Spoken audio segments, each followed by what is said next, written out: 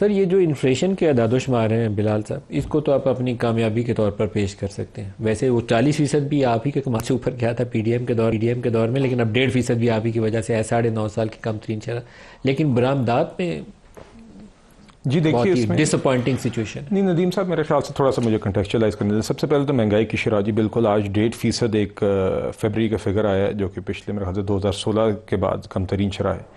जिस आप और ये कंसिस्टेंटली इन्फ्लेशन अब स्टेबल नीचे आती गई है, और अल्हम्दुलिल्लाह अब ये तारीखी फिगर्स हैं। और ये देखिए, कोई भी ऑप्टिमिस्ट भी जो था, किसी को उनका ये ख्याल नहीं था कि 1 साल बाद हम यहाँ पे खड़े होंगे। मैंने सारी मुआशी कमेंट्री भी देखी, और जो ये पा के पहले बात हुई ना जी कि पीटीआई ने उस टाइम पे रिफ्यूज़ भी कर दिया पीपल्स पार्टी से बात करने के लिए, हुकूमत बनाने के लिए, उसका एक वजह ये भी थी कि उनका ये ख्याल था कि ये मामलात किसी से नहीं संभलेंगे। लोगों का ख्याल था पिछली जून जुलाई तक ही मामलात मुआशी तौर पर इतने मुश्किल और अनमैनेजेबल हो जाएंगे कि जो भी हुकूमत होगी उसके लिए बड़ा ये बोझ बन जाएगी। मगर अल्हम्दुलिल्लाह हमारी हुकूमत ने मुआशी मामलात को संभाला, IMF का प्रोग्राम भी एग्री किया, और अभी प्राइमरी भी हम अपने टारगेट जो प्राइमरी बैलेंस का है उस पर भी ऑन ट्रैक है। करंट अकाउंट आज भी सरप्लस है हमारा इस साल का फिस्कल ईयर का, पहले 8वां में सरप्लस है, पहले 8वां लेकिन बरामदात में नहीं। मगर देखिए, मैं उसके ऊपर भी आपको बताना चाहूंगा। देखिए 8% की ग्रोथ है 8 महीनों के अंदर। नहीं देखिए, दो बातें, फरवरी का महीना आपका नेगेटिव पे जा रहा है, नहीं मगर आप एट बेस्ट 30-31 अरब डॉलर पे खड़े होंगे, जो पीटीआई ने आज से 5 साल पहले अचीव किया था, आप दोबारा वहीं पे खड़े होंगे। देखिए, आप अगर करंट अकाउंट बैलेंस जो कि बॉटम लाइन है फॉरेन एक्सचेंज रिजर्व्स के लिए, एक्सपोर्ट्स, हाँ जी, एक्सपोर्ट्स हमने बढ़ाना है, बिल्कुल नहीं। एक तो एक्सपोर्ट्स ओवरऑल जैसे कि आपने कहा अभी भी इस माली साल में पिछले साल से ज्यादा है 8% फरवरी के अंदर जी। और फरवरी के अंदर भी अगर आप देखें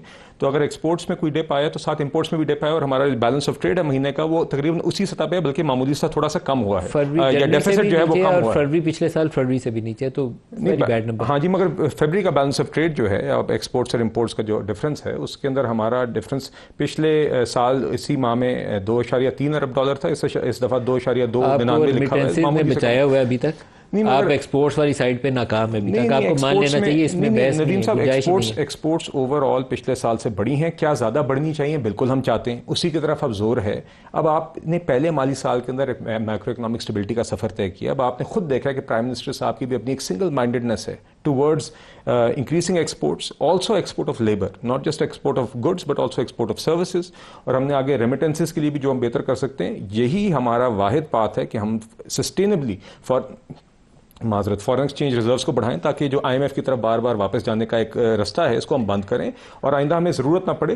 तो current account balance, current account हो सकता है $36 बिलियन हो, और जो हमारी एक्सपोर्ट्स हैं वो हो सकता है $31 बिलियन हो। मगर पहले भी 5 साल $31 बिलियन थे, अभी भी 31 नहीं। मगर इंशाल्लाह अभी आपने देखा है ओवरऑल अभी भी माली साल के अंदर एक्सपोर्ट्स पिछले साल से ज्यादा है, और हम उम्मीद करें इजाफा ही होगा। मैं एक बात जरूर हाईलाइट करना चाहूंगा कि करंट अकाउंट बैलेंस जो कि सारी चीजों को करके जनवरी तक हमारा इस माली साल का करंट अकाउंट बैलेंस $682 मिलियन था, और ये कंपैरिजन करें तो पिछले माली साल में ये $1.8 बिलियन का डेफिसिट था।